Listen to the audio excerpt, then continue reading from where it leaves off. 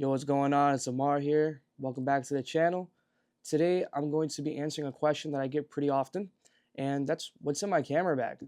I'm going to be showing you guys what I use to film my videos and even tie it back into my creative process when it comes to making these videos. So let's jump right in. All right, so first off, we got my backpack here, and this is my first pro level bag. It's the Ulanzi BPO9 22 liters, I think. I'm probably gonna rock with it for another like 6, 7 months, and then sell it or something, and then get a new one, or maybe I'll give it away to you guys. Honestly, this is still in great condition. First compartment, it's a smaller compartment. I usually put my 4 essentials in there: gum, deodorant, chapstick, and cologne. You're working with people, right? So when I'm working with people, I need to be presentable. I'm not only representing my brand, I'm also representing myself. Here is our second compartment. I put my lens filters in here, like my ND filter and my Promise filter. Those two filters are the only filters I use. I have a star filter, but I haven't used it since last year. This compartment I usually fill with my battery packs, my, what's this called? These things right here, SSDs. I put my SSDs in there. I put lens caps, all that little small trinket stuff. And then here, if I'm on run and go, I throw my filters in here. If I don't need them anymore, I throw my filters in here, and it makes life so much easier. Same with down here. If I don't need something at that moment, I will throw it in here and then easily grab out, because this bag is the easiest one to open. Before we get to the biggest compartment, I also want to shout out Sony. These are the XM5s. I bring them everywhere for editing, for listening to podcasts, whatever, when I'm on a shoot, when I'm editing, and monitoring audio. So now we got the insides, right? Oh my goodness. So it has about like 6 compartments, configurable to how you guys want them. Make couple big, couple small. And honestly, the first thing I'm going to start out with are my lenses. And I use 2 lenses. The one that's on my B cam right now, or A cam, but use it as a B cam. It's the 35 to, this is the 35 to 150. This is my go-to lens. I've been using it since May of 24. So I've gotten quite a lot of usage on this. It's been great. It's been amazing. This lens does everything. All my work off this lens. All my game work off this lens. Any wedding work off this lens. This lens is the Marmedia magic, basically, right here. I feel like with the 150, when it comes to most sporting cases, is good. When it comes to field sports, I sometimes struggle with football, but if you place yourself right on the field, you shouldn't have a problem. And then another one is soccer. It sometimes gets tough at soccer because you really can't guess, where the ball is going to be and where that ball is going to stay, right? Football, I could push myself here, and the ball is going to come this way, regardless. I could put myself like 30 yards down the sideline, and it's going to be there. Once it gets to the end zone, I go sit in the end zone, right? But for soccer, I struggle with it. Next lens I'm going to get is 100 to 400. That should take care of all my football soccer needs. But this right here is the greatest all-around lens. Some people might say 24-70, but it doesn't get as much reach as this. It only goes to 30. Like some people may say it only goes to 35, right? What if you need a use case that is wider than 35? That's where this beast comes in.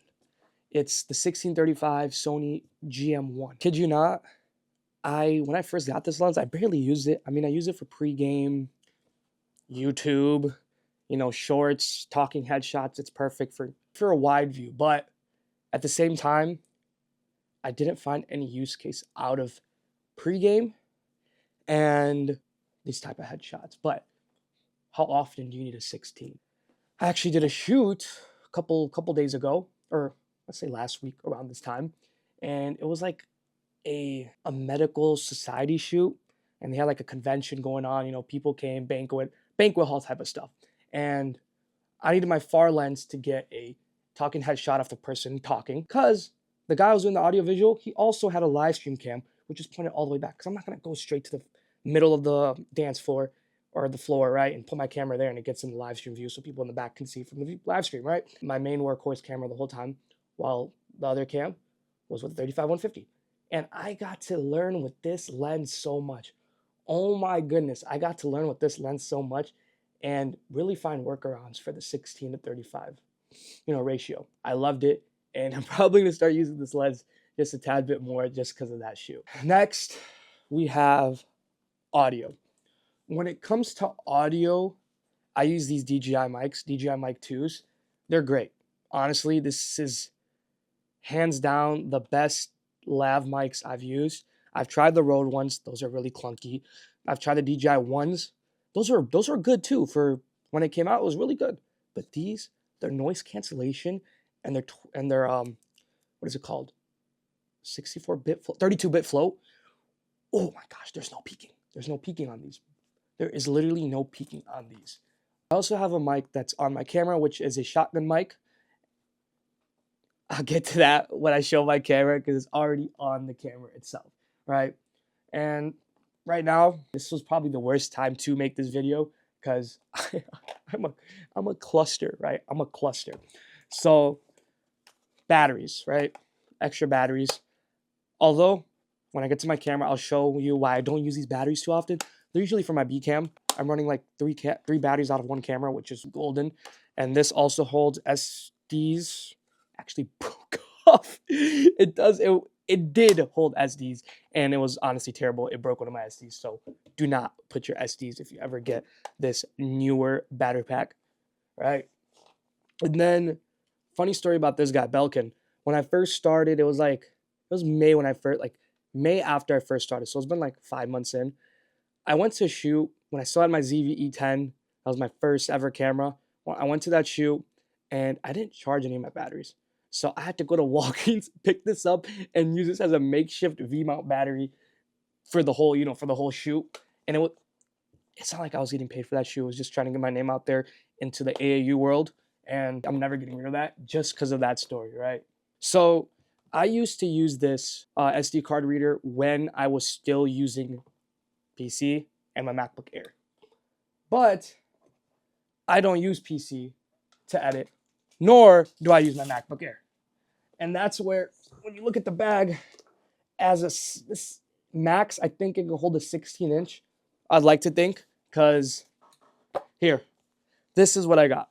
This MacBook Pro M2 Max does absolutely all my editing. The M chips for Mac are the greatest inventions of Apple's history, right? Apple's history. I'm gonna be honest. Those Intel chips were trash. This came out and it's game changing, right? The M1 Max came out and it's game changing. I got the M2 Max, got a good deal off of it on Facebook, and honestly, I've had it for a week, no complaints. I love it, better than my PC. My PC would lag every 5 seconds when I'm editing. This, no lag. Goes through 4K 120 footage, butter. And my friend has the M1 Max, and he says his 8K, he tried 8K footage on there from a Red, butter. Export times, butter. Everything on here, butter. After Effects, butter. This is my primary editing workhorse from now on, and probably for the next 4 years, because this beast is never going. It's not going. It's not going, dude. If you can't get the Max, get a Pro. Get as much memory as you can in there. You don't have to get the Max. The Max just has 2 media encoders, which helps with video editing. And then we have a bunch of chargers. These are all my iPhone chargers. And then here's my USB to USB-C. And I also take an extra USB-C to USB-C longer MacBook cable. It's from the Air. I take that everywhere just for long distance charging. I don't like taking my big MacBook Pro charger. It's chunky. I don't like taking it everywhere. It's too heavy. Gladly, the MacBook Pro can still charge from USB to USB-C. And then these, I have one of these right now. It's 2 terabytes.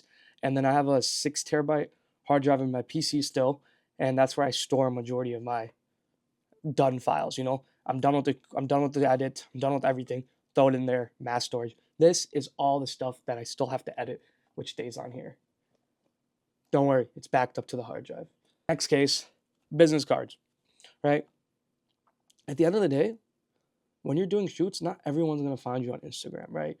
Whether you do sports, weddings, event coverage, any type of videography you do, not everyone's gonna find you on IG, which IG is a great place. TikTok, all of them, those are a great place to grow your business, but not everyone's gonna find you on there.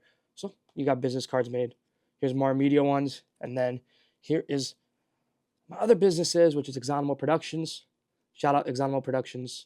Up and coming film house, started with the boys, founder, Essen Artrea, amazing.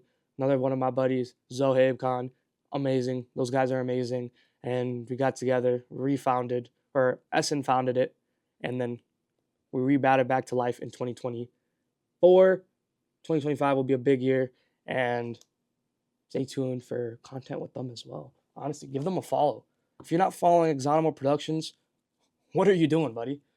The content that pushed onto there, it's next level, dude. Another thing, Allan Keys. Allan Keys. Sometimes in me, I'm like, why do these camera brands use Allan Keys?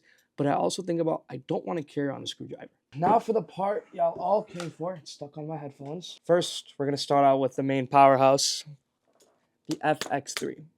We have comes with a shotgun mic because of the audio handle. This audio handle is absolutely amazing. And this shotgun mic is second to none, right? Obviously, you could go Sennheiser, you could go all the above. For the price this is, whew, it's great.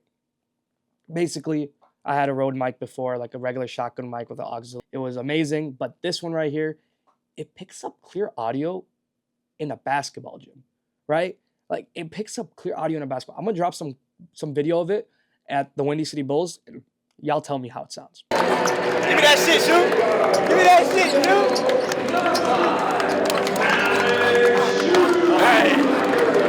Y'all see how nice that sounds? It's amazing. It's one of the best mics I've ever used on a camera. I've tried 2 types of shotgun mics. Both of those were just used for, like, say a three-pointer goes in, crowd erupts, and then you're like, okay, I need some crowd audio. Other than that, I'll go online and find crowd audio, right? And then we have this V-mount battery that stays on this FX3 at all times. This allows me to shoot for hours and hours and hours and hours and hours and hours on time. Longest shoot I've done with this, 8 hours.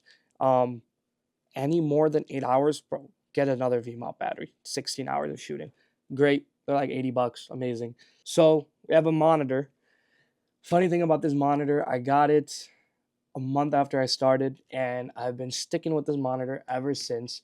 I do want to get another one, but something in me is like, just keep using it, bro, until it actually gives out. I think I'm going to keep using it till it gives out, Like, I'd like to be on my Kaizenat chair type B and just keep using it. This camera, it's been a game changer. Having dual base ISO at 800 and then the insane one, which is 12,800, which is no grain. I was going between this and the A7S III, and there's something about this. There's something in the color science that I still don't understand to this day. It gets out a softer, more cinematic feel than if you were using an A7S III, which is way more clinical. Not saying you can't match the 2 colors, you can. You'll still get a good image out of A7S III, but the image that this thing puts out is so amazing, and it helps with a lot of my shots, right? Everything in conjunction here helps with all my shots. And this right here has been doing its wonders with the Windy City Bulls and any other events I do. With the Windy City Bulls, if y'all see my Instagram, y'all see what I've been doing out there. Obviously, I could get better. Everyone could get better. Never get too comfortable. Y'all heard it here. Never get too comfortable, man. Every single time you get comfortable, someone is creeping up, bro. Someone's creeping up. Look around you. Use everyone as motivation. All right, bro, I'm not turning into a motivational speaker. We need to relax, okay? Next is the camera you guys are actually on right now. It's the A7C II with the 1635 on there. And this camera was a beast before I got the FX3. Honestly, the low light on these cameras is amazing. This goes 4K 60 to like, I think it has a crop on it, but it's fine. It's literally fine. You can make do. And if you're looking to upgrade from like a ZV-E10 or like an A6400, this is a good camera. It's pretty good. I mean, also recommend the FX30, but this camera is amazing. It takes good pictures if you like photography. I love travel photography, so that helps me in that type of sense. When I went to New York, I would use this as my main camera. I didn't bring the FX3 at all. I just brought this, and it did perfect. It does video perfectly fine, 10-bit color, just like the FX3. Honestly, just not the 12,800 ISO, but I take that as a suggestion. They said dual bass 32. No, I take that as a suggestion. I go from 6,400 to 12,800 on any given moment. Will be barely any noise. Throw on a little denoise, be fine. As long as you're not in a black room with one light on your face and then 12,800. Okay, you're going to get noise in the shadow even on the FX3. You're going to get noise even on that. You need to have some sort of adequate lighting to make do. And that's everything. You guys know everything that's in my camera bag. And my biggest thing is don't go and buy all this stuff and be like, I'm good now. Bro, you can make good content if you don't have an FX3. You can make good content if you don't have the A7C2. You can make good content on a MacBook Air that you got for $500, bro. The amount of gear that you have, it helps with your content. But quality starts with when you have the least. If you master and make good content with low quality gear, imagine when you level up, bro. If you have an A6400, bro, and you master that camera, and then you level up to an A7 series or an FX series, bro, your content is just gonna fly. So that's a quick rundown of what's in my bag for you content creators out there, you filmmakers. I hope this really helped. And if you guys have any questions on specific gear, make models, configurations, what you should get, what you shouldn't get, drop them in the comments. I'll do my best to answer all of those. And do not forget to hit that bell notification so you guys can be updated when I post next. Thank you guys all for watching. See you next time. Bye-bye.